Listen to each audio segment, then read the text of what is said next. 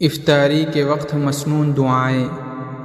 اللہم انی اسألک برحمتک التی وسعت کل شیء ان تغفر لی۔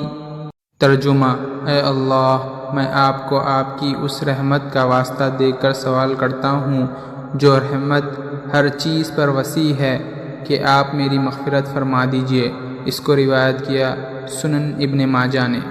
یا واسع الفضل اغفر لی۔ ترجمہ: اے بے پناہ فضل و احسان کرنے والے، میری مغفرت فرما۔ اس کو روایت کیا شرح مشکات نے۔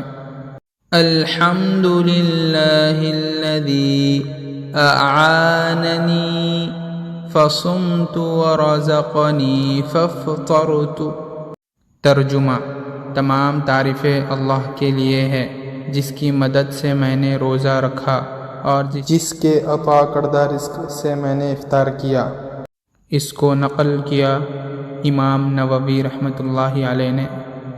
اللہم لک صمت وعلی رزقک افطرت۔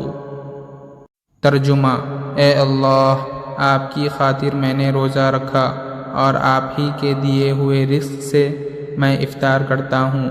اس کو روایت کیا سنن ابی داؤد نے۔